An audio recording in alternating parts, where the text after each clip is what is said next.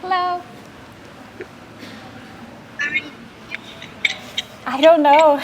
I guess I'm waiting for you to tell me. I will tell you about the results. Okay. Okay. So let me put this. So I already have the files. I'm going to send you actually by WhatsApp when we finish. Okay. But only to confirm that the tissue that we removed was positive. So, about 2 weeks ago, I sat and waited for about 24 hours to receive the most nerve wracking information from my doctor following a procedure that I had to do to remove potentially cancerous cells from my body. And this is how that went down. Today, we are going to basically find out if I am completely okay or if I have cancer, which is something that I never thought that I would be ever like saying because it just sounds crazy. And after we get home, I'll explain in further details of why this is even a thing, but it's been something that we've been going through for the past like 4 months, 5 months. Well, more than 2 years technically, but in like danger zone for the last couple of months for sure. Yeah. Yeah, so I don't know. I don't even know if I'm gonna post this video, to be honest. None of our parents knows what's really going on because we've kind of been keeping it to ourselves to really know the truth before we actually tell anyone to get them to be worried.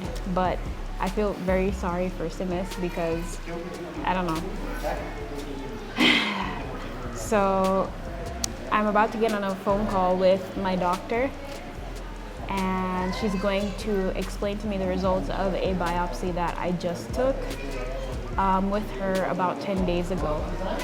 So based on the results of that biopsy, then we'll know for sure if we are in the clear or if I may have cervical cancer, which to me is just insane because I'm only 28.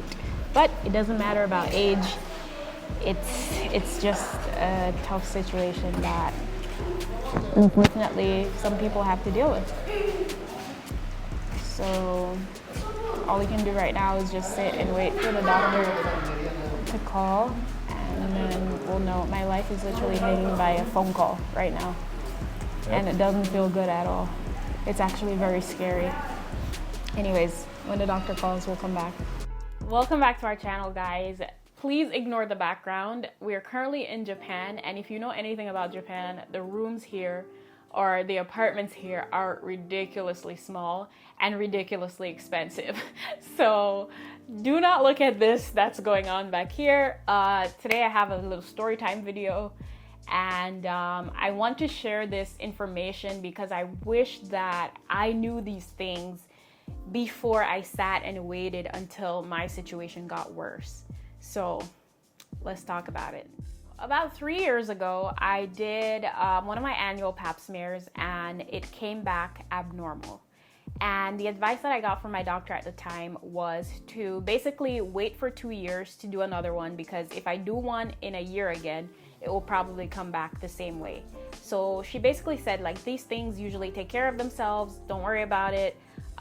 It will go away in 3 years. So I waited and I did it in the time that they like basically told me to do it, and when I did, it was still abnormal. This video is basically based on our last video, and in order to understand this video, you might have to go back and watch the previous one. Also, on that video, I read somebody saying that, don't you guys have good doctors in the US? Like, why go somewhere else to seek medical care? Yes, there are good doctors in the US, but there are good doctors elsewhere as well. And I listened to one of my good doctors in the US, and I waited for 2 years for the situation to clear up on its own, and honestly, it got worse. So basically, all of this came to light to us when we decided to basically leave the US to travel for a year or so before we decided to have kids and settle down somewhere. So we were in the process of leaving, and I was still working. My insurance was about to run out the next month, so we decided to get everything in order, go do medical, physicals, do my pap smear and everything before we leave. We did the medical, we checked the blood work, we checked the physical work. However, I knew something was definitely not right when the doctor basically told me in the office the day of the pap smear that if it is normal, we won't reach out to you. But if it comes back abnormal, we're definitely reaching out to you again. And they did reach out to me, and basically they told me you have to come in so that we can discuss the results. That day when I got that call, I was literally crying for like a week because I couldn't get a second appointment until like a week's time. So I was crying. I didn't know what to do. I finally got to the doctor, and they basically told me that the situation did not change. It is still abnormal, and it's even worse than before. So the next step after that is you have to do a biopsy. So I scheduled the biopsy. I went to the doctor, sat on the hospital bed for like 45 minutes there while they took the biopsies of my cervix. And after 10 days, the results of the biopsy came back.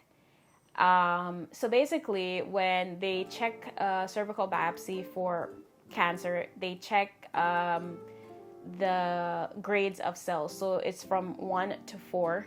So 1 being that you have normal cells, you have a healthy cervix, and you're good to go. 4, it's basically the last stage until cancer. So I was at a stage 3, which means that I was smoothly progressing to,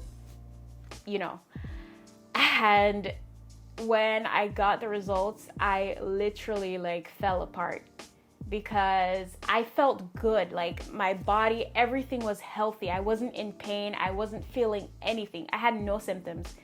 So it was very strange that this was happening and my body was still like feeling healthy. I was exercising. I think I had a good diet. There was nothing amiss. So when the doctor told me this, I just couldn't believe it. So the next step was basically to get those potentially cancerous cells removed. So I could only schedule an appointment to do this procedure the next month, but that wouldn't work for us because my insurance ran out the previous month because we had already quit. We were just doing last minute checks. We didn't expect anything like this because, like I said, we were pretty much healthy. We thought everything was okay. And when we consulted with the doctor to do this procedure called LEAP, we were trying to figure out the pricing. And she basically told us baseline is like $5,000 to start. And, it might go up based on whatever. So we basically started looking around for other options. And we remember we visited Mexico. I saw a doctor there, a GYN there, and I decided to just go with that GYN because I trusted her and she helped me out before with previous problems that I had.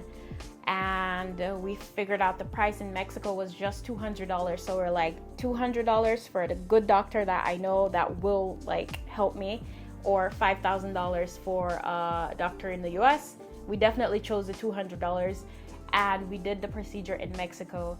And that was the call that I got to explain the results to me of the biopsy that was taken during that LEAP procedure. Ready? Yeah. Hello. I don't know. I guess I'm waiting for you to tell me. Yeah, imagine. How are you feeling? I'm feeling good. I don't really feel much pain or anything. And the day after the procedure, I was completely okay. I thought it would be very bad, but I didn't feel anything. So, but Okay, awesome. yeah. But yesterday, I felt like a small pain, just very quick, but then it went away. Okay, awesome. Well, I will tell you about the results, okay? Okay. So, let me put this. So, I already have the files. I'm going to send you actually by WhatsApp when we finish. Okay. But only to confirm that the tissue that we removed was positive. to high-grade squamous intraepithelial lesion. Okay, so it was a high grade. So that was the reason to do the procedure. Okay, so the diagnosis was confirmed. Okay, a positive thing is that there's no signs of invasion. I mean, in the blood or in the tissue behind. Okay, and the malignancy is negative. Okay, so that is a good news. Okay, the sample is negative. Okay, so with that, we can say that the lesion was removed completely. Okay, so only we need to continue monitoring you every 6 months. Okay. Okay. So 6 months from the time I have to do another pap smear.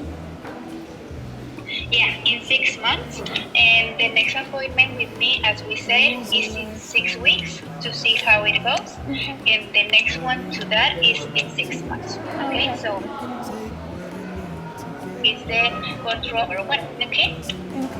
Okay, that's good news. I wasn't expecting to hear good news. I was very nervous because whenever my doctor says I have to speak to you in person, I want to run away. So I'm happy that we had good news. Okay, thank you so much for calling. I really appreciate it. You're welcome, guys. Okay. Oh, my husband's also here. Yeah, she was crying yesterday. She thought her life was over, so you really made our day today. Thank you so much. Okay, you're welcome. Have a good day, and I'll send you in a minute. Okay. Files, okay? Okay, sounds good. Thank you, Dr. Bye, Adriana. guys. Bye. See you soon. Bye. I am just glad that was good news. I can be with you forever. Oh my God, I don't know that. No, seriously, it's great news. So glad. Yesterday was not a good day. And today, I think like I said, she just wanted to talk to you and explain to you. No. So 1 millimeter is literally like the tip of my fingernail. That's the distance. Why she was explaining that to me is because the more tissue, the less likely that I'm to have a baby. Right. So she said she tried to preserve fertility as much as possible, which I want to have a baby one day. So I'm just happy that, man, I'm happy. I'm glad. We can breathe again, right? And We're gonna be together forever. better be. Better not leave me. I'm hungry now. Let's go eat. I'm hungry too. All right, guys. This was probably the best news we could have gotten because last like 24 hours since the doctor sent us an email yesterday have been really stressful that we didn't even want to record yesterday.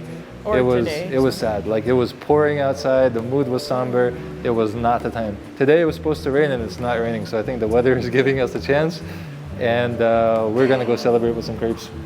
Right? Yeah. I'm so happy for you, Venus. Me too.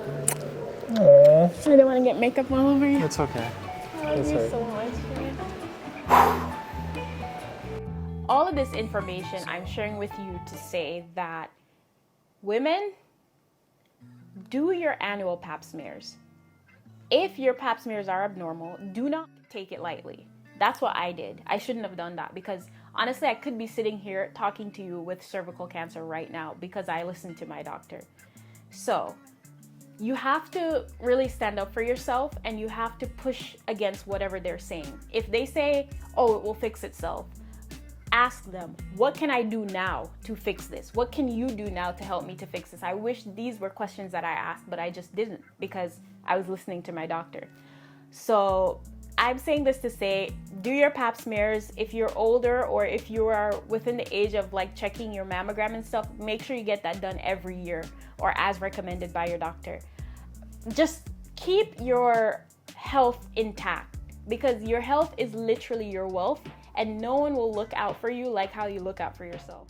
So lastly, I want to say, don't ever be afraid to ask your doctor questions. Question everything. Don't just take word for word. I did that and I could have been in a really bad predicament right now. I'm still not in the clear. I still have to do another pap smear in 6 months, but these are real things that happen to real women. And if nothing like this has ever happened to you, that's very good, and I'm really happy for you. You're fortunate. But it does happen. I saw a comment from someone saying that they wish they knew this information sooner, or information like this sooner, because they ended up having their womb removed and they had to get a surrogate. So this information, I wish it was more talked about, and I wish more people were brave enough to just help each other. So if you guys have any questions about this whole situation that I've been going through, please feel free to hit us up on Instagram. If you have PCOS and you are trying to get it under control, please reach out to me. I will give my best advice. Obviously, it's not medical advice because I'm not a practicing medical profession anymore. So I just really want to just help as many people as I can, because this is not easy, man, and we gotta help each other. So anyways, guys, that is my story. That is it for now. And I guess we'll catch you in the next one. Next one will be much lighter and much more fun. And if you stick around, you'll figure out where I got this from. So catch you guys in the next one.